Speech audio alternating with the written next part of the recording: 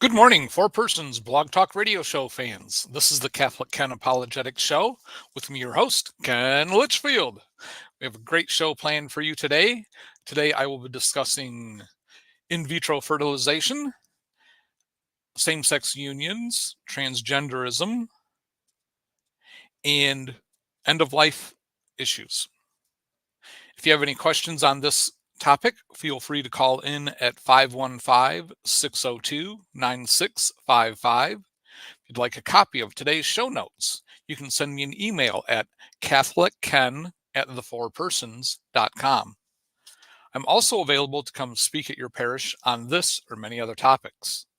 You can contact me at kenlitchfield61@gmail.com or look me up on Facebook. If you're watching this on YouTube, please like and subscribe to this channel. Please share this video with others to help them learn more about the Catholic faith. A comment also helps YouTube to promote this to other people.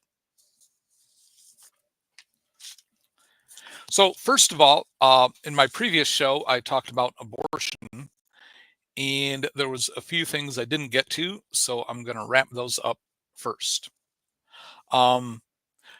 Let's see. Abortion was originally rebranded as being pro-choice.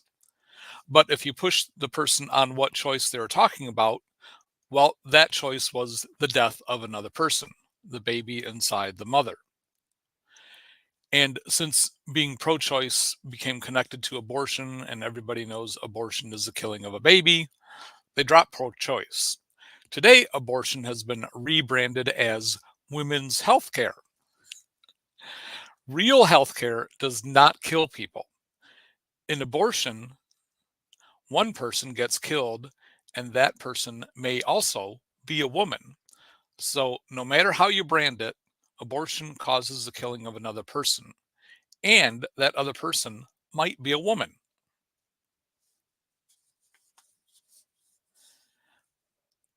Some people like to say, my body, my choice. However, the baby growing inside the mother is not an extension of the mother, since the baby has different DNA than the mother.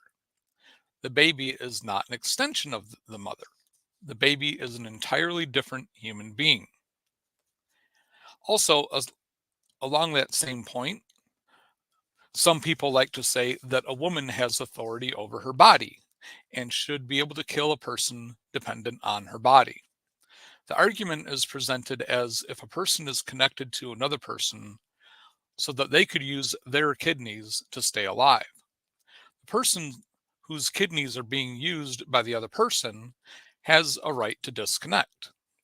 This is a false equivalency because the sharing of kidneys is not what our bodies are designed for. However, women are designed with a uterus whose purpose is for the growth and development of a baby.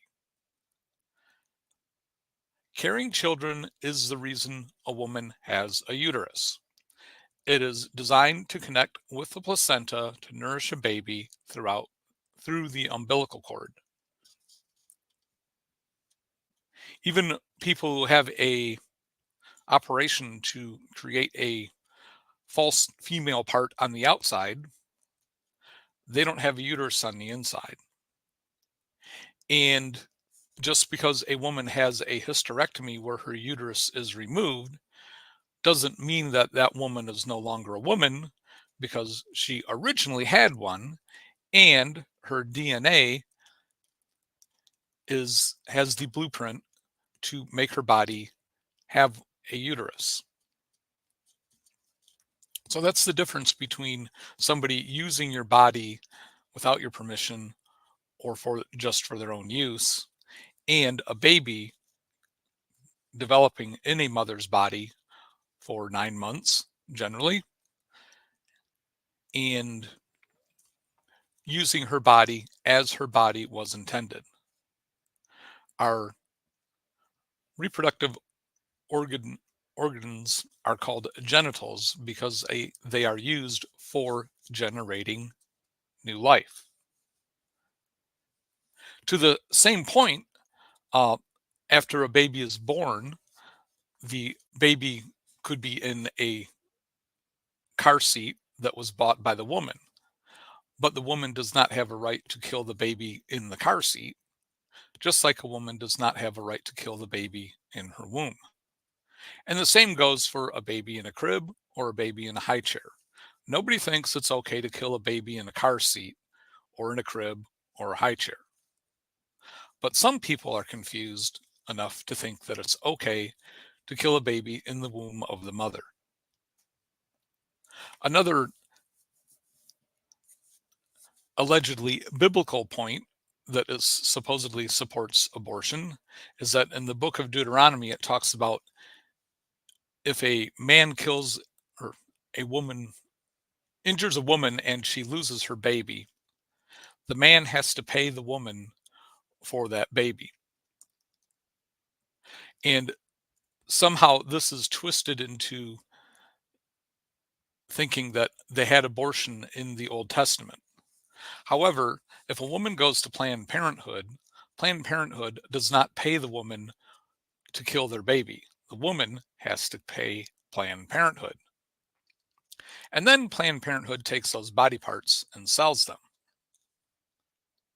So they're making money both ways. In the past, some people thought that they had the power of life or death over other people. In the United States, we've fought the Civil War over this issue, where some people thought that other people were not really human.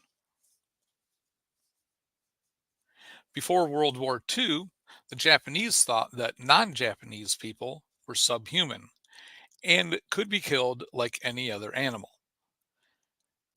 They could also treat non Japanese people like any other animal since they had no God given rights. Also, before World War II, the Nazis thought that the Jews, gypsies, and people of African descent and deformed people could be killed or exploited as slaves. Hitler taught that the German race, the Aryan race, was a superior race to all other people, and that all other people were inferior to Germans. He was proven wrong during the 1936 Olympics when Jesse Owens, a person of African descent but a U.S. citizen and born in the U.S., defeated the superior Aryans in Germany. One group of humans deciding that another group of humans are not real humans is not a new idea. However, it was wrong in the past and it is wrong today. A baby in the womb is a separate human being with God given rights that are guaranteed by the Declaration of Independence, which says that we have a right to life, liberty, and the pursuit of happiness, and that these rights come from God. And this is why abortion is so evil, because it denies these rights of life, liberty, and the pursuit of happiness. So the next thing we're going to talk about is in vitro fertilization, and it's often referred to as IVF. Now, the word in vitro means in a glass dish because vitro is the Latin word for glass dish. And that means the egg is fertilized in a glass dish. So some people say, how can we have a moral, religious, or philosophical objection to in vitro fertilization since it creates life? It is easy to say that procreation by any means is a good idea. However, when you learn about how in vitro fertilization is done, the moral dilemma becomes obvious. First, a woman is given hormones to encourage her body to release several eggs at one time. This is the first human interference in God's plan for procreation.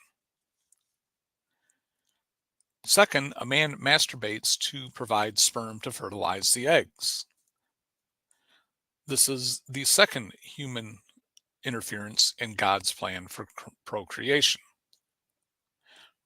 Then the eggs and the sperm are put together in a glass dish to allow the sperm and eggs to combine, which is the third interference in God's plan for procreation. The human beings, that is, the embryos produced, are then allowed to develop for a few days. Then they are sorted based on development and possibly sex or genetic defect.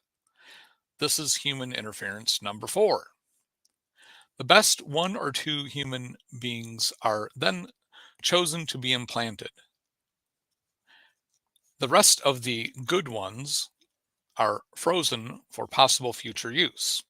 This is human interference number 5.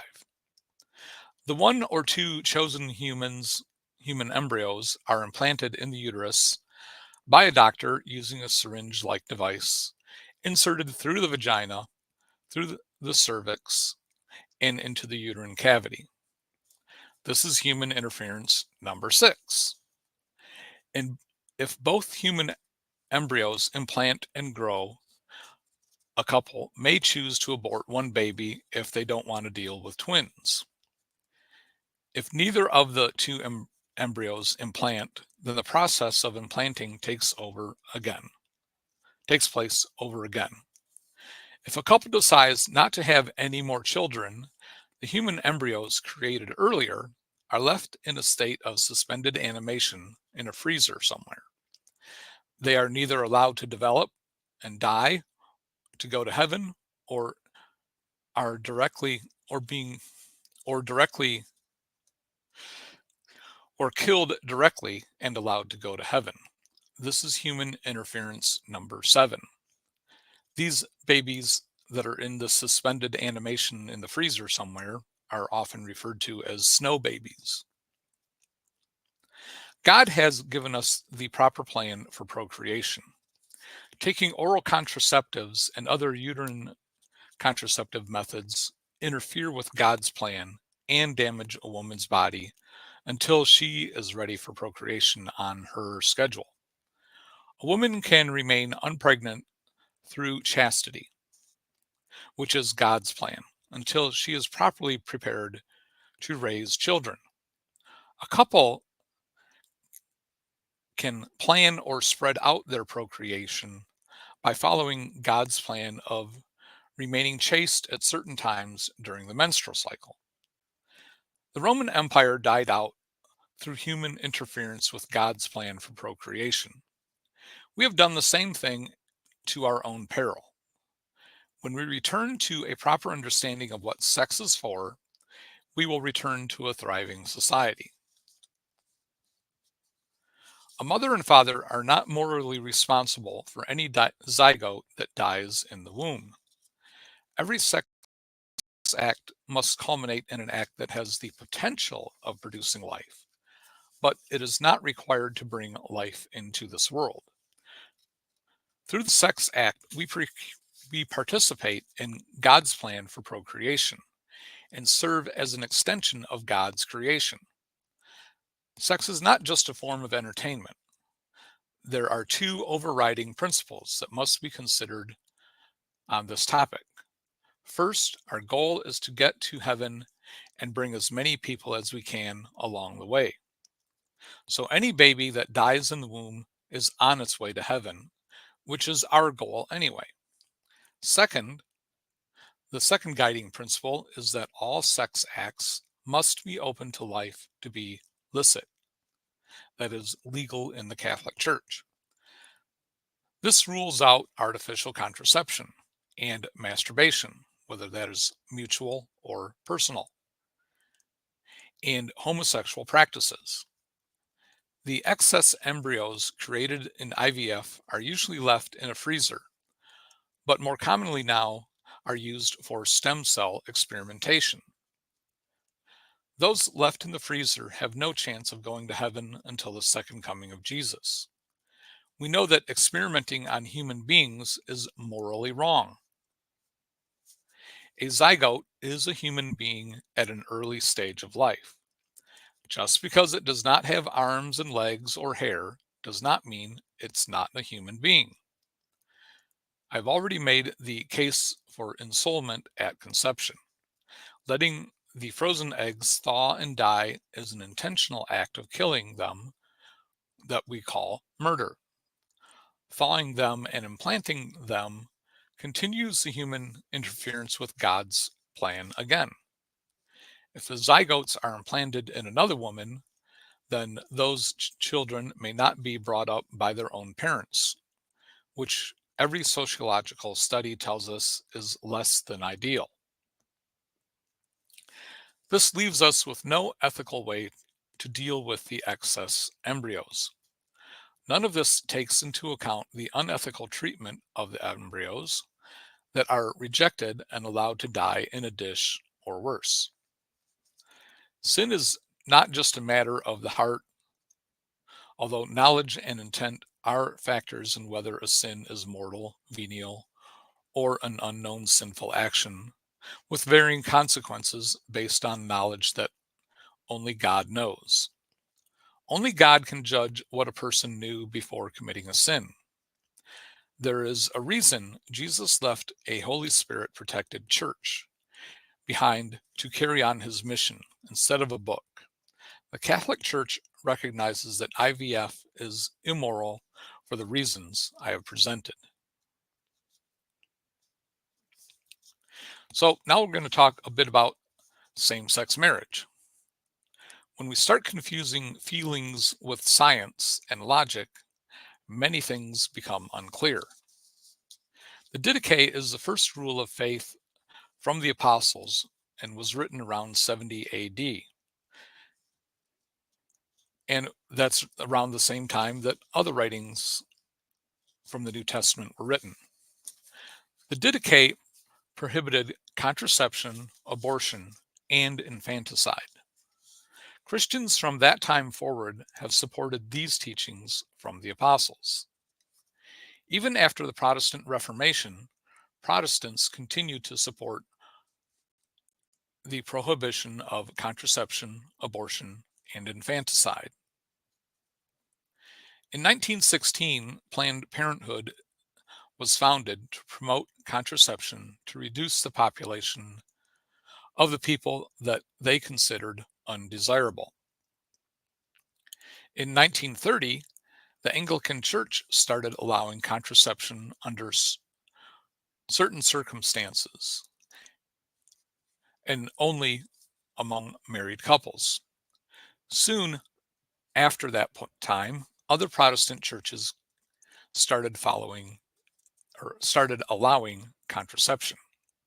However, the Catholic Church held firm and didn't allow contraception, but did allow families to space out their children by monitoring a woman's cycle. The problem with contraception is that it allows for sexual activity without the original purpose of the possibility of reproduction. In 1953, Playboy magazine was first published, and pornography became commonplace, encouraging sex for entertainment only. In 1960, the FDA approved the oral contraceptive pill for general use. And in 1966, contraception became legal and a woman's right under law based on Griswold versus Connecticut.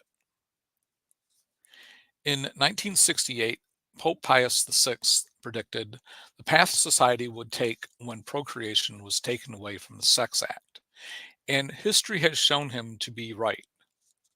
The Catholic Church has always taught that sex without the possibility of reproduction is fornication and therefore sinful. In 1970, California passed a law allowing no-fault divorce. Other states soon followed suit. These new laws allow couples to divorce by mutual consent without cause. This further reduces the incentive to make a lifelong commitment. In 1973, the Supreme Court ruled in Roe v. Wade that abortion is legal pending a definition as to when life begins. And that's the big problem with the decision of Roe versus Wade. When does life begin? We know scientifically that life begins at conception. A fertilized egg has only human DNA. It is capable of using chemicals for food and excreting chemicals for waste. It is capable of growing and dividing. So you can't say that it's dead, it is alive. And if a single cell was found on another planet by NASA, they would say that they found life on another planet. So it should count as life on this planet as well. By the 1990s, cohabitation and premarital sex were commonplace. The purpose of sex and the meaning of marriage has largely been forgotten. In 2015, the Supreme Court redefined marriage, allowing people of the same sex to contract legal unions with all the rights and privileges of a real marriage.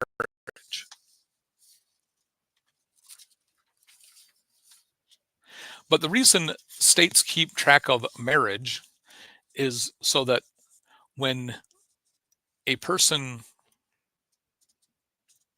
when a couple creates children, they need to know who is responsible for those children.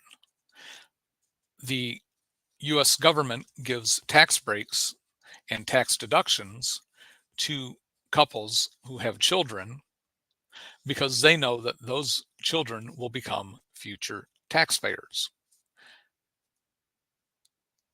But two people of the same sex cannot create more children to replenish the society. Catholic and Protestant Christians both recognize the sinful nature of homosexual acts and that we are made by God as male and female. Since modern Protestants teach that contraception is okay or even good, they have no foundation as to why homosexual acts are sinful.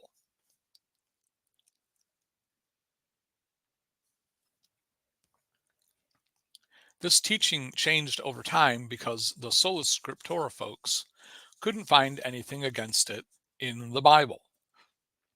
The core of the issue is exactly what the Catholic Church has always taught.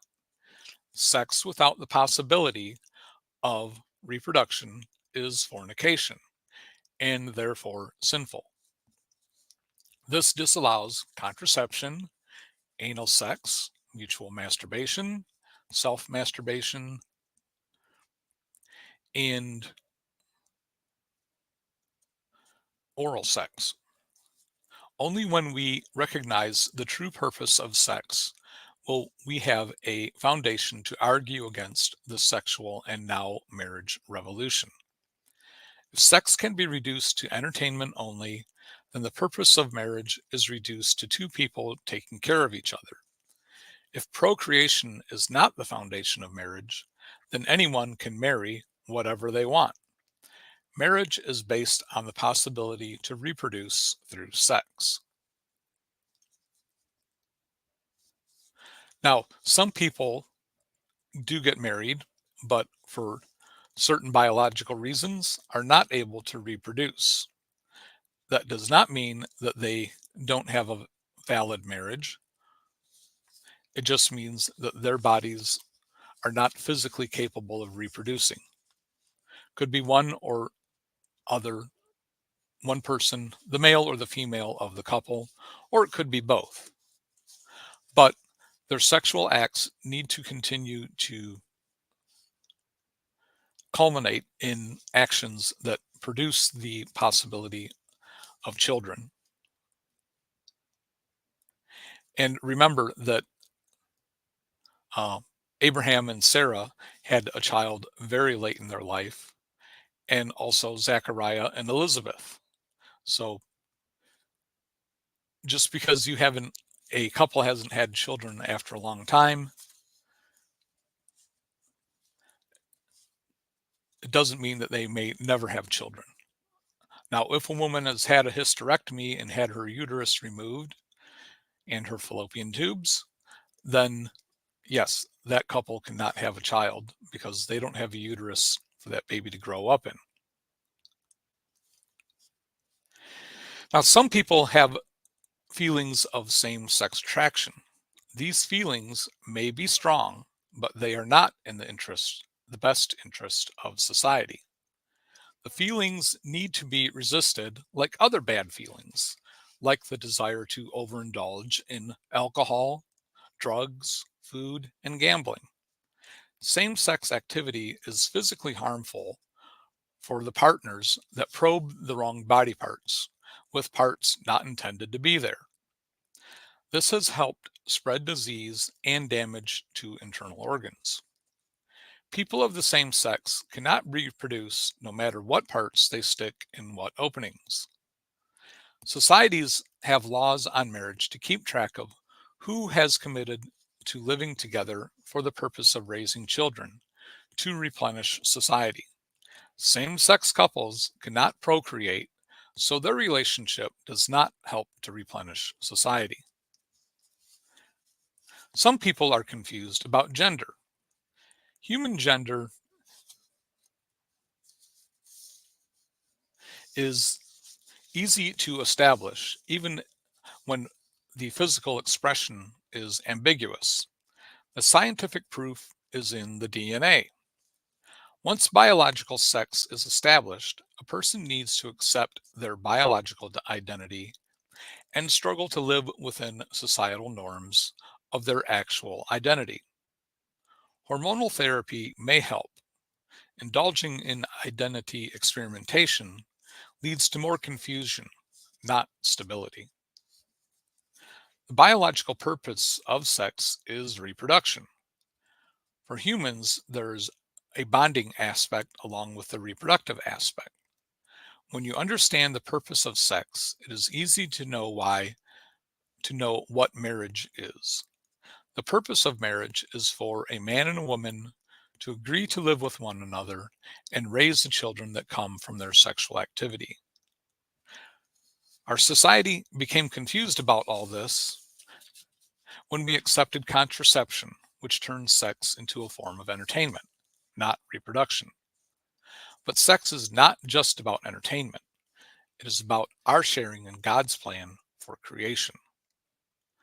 To intentionally thwart God's plan for reproduction is to reduce procreation to fornication, which is a sin and can allow you to end up in hell. Now, getting back to people being confused about their sexual identity, the there has been a marked increase in the number of people claiming to be transgender. And the our culture has encouraged this through groups, especially online, that want to encourage people that might be a little confused to become even more confused.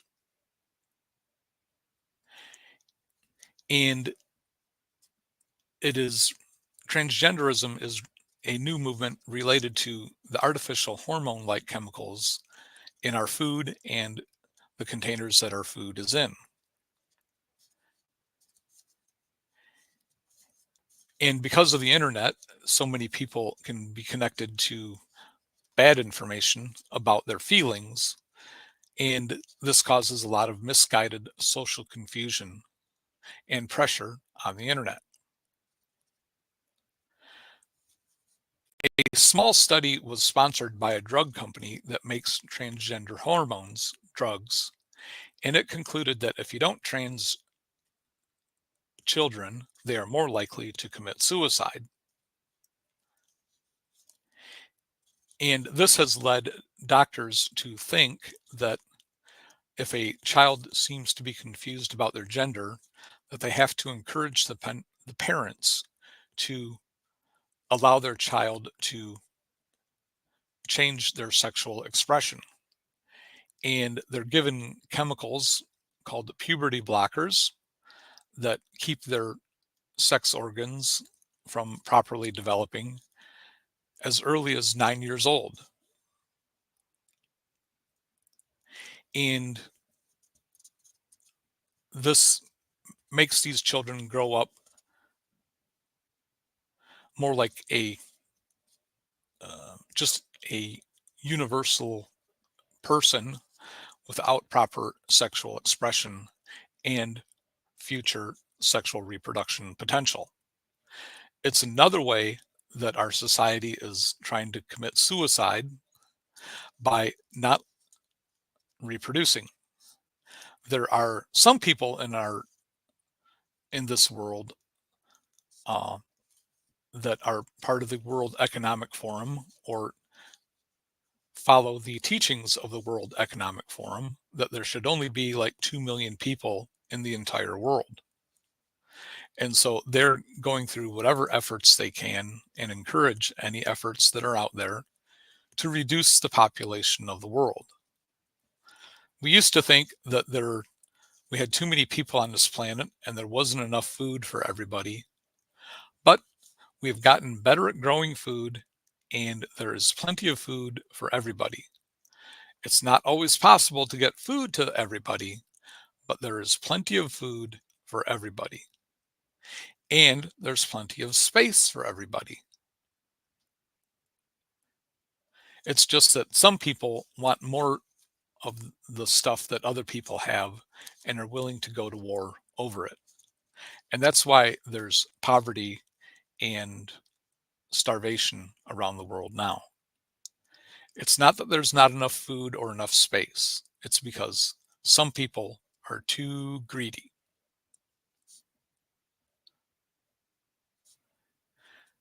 Johns Hopkins University developed the transgender surgery techniques used today. However, they have since discontinued them because it has been shown that it does not improve the lives of transgender people. The drug companies that make the transgender hormones say that if you don't trans your kids, they may commit suicide. And it's certainly better to have a trans kid than no kid at all. Again, because parents may only have one or two children, they go through whatever lengths they have to do to keep that one or two children alive. Back in the old days when we had plenty of children, families had enough children where if one of them were to get sick and die or go off on a wild tangent and end up dead, they had many more children to fill in the gap. But now we have such a small basket that we have to take care of the few eggs that are in that basket. And the companies that make the transgender hormones know that if you get somebody started on these puberty blockers, you will have that person as a customer for the rest of their life. And Planned Parenthood, because is now offering these transgender drugs because there are now pills to cause an abortion that you can just take home with you, and they are losing customers to surgical abortion customers. So they're trying to supplement their company income by offering transgender hormone treatment. Any way to kill the children, they don't care. The United Kingdom Health Service has also discontinued the practice of transgender surgery because it has been shown that transgenders do not have better outcomes. They are just as likely to commit suicide after the surgery as they are before the surgery.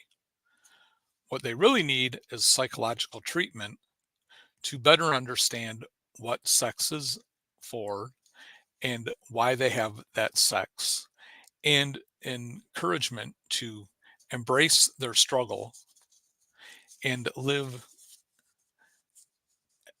in society as a useful member of society with the potential for reproducing and bringing more children into the world. For hospitals and drug companies, transgenders are medical patients for the rest of their life. Even after you have transgender surgery, you still need hormone treatment and follow-up treatment to make sure that your transgender surgery is continuing to give you the shape that you want. Some in the US medical profession think of transgender people as gold mine because they have a group of people that they can make money off of for the rest of their life. Now we're going to talk a little bit about end of life issues. There's a big question whether a person, how much treatment we have to give to a person before they die. Like, how much effort do we have to give a person to keep them alive at any cost? The Catholic Church teaches that everyone has a right to life up until their last natural breath. A sick person must be provided with food, water, and air for as long as their body can continue to use these resources. A person does not have to be provided with extraordinary means to be kept alive at all cost. If a person's digestive system is no longer functioning, they are not required to be fed because their body can no longer convert that food into the chemicals that it needs to function. If a person can no longer use hydration because they can't absorb the water or their kidneys can't handle the water, they no longer need to be provided with water. If a person can no longer breathe on their own, they do not need to be kept on a ventilator. Providing an oxygen-rich air source is not an extreme measure. Making use of a ventilator is also not an extreme measure, but it can be discontinued if desired. Often after major surgery, a person will need to be on a ventilator to continue to live until their body recovers well enough to breathe on its own.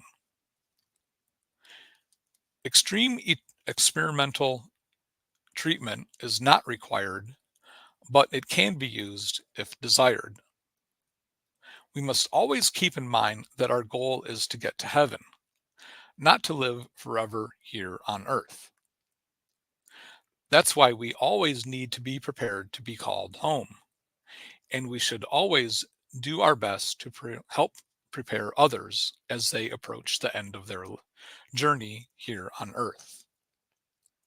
In the Catholic Church, when a person is close to death or perhaps going to have major surgery where their life is threatened and they may die during surgery or shortly after surgery because it's such major surgery, we have the sacrament of anointing the sick.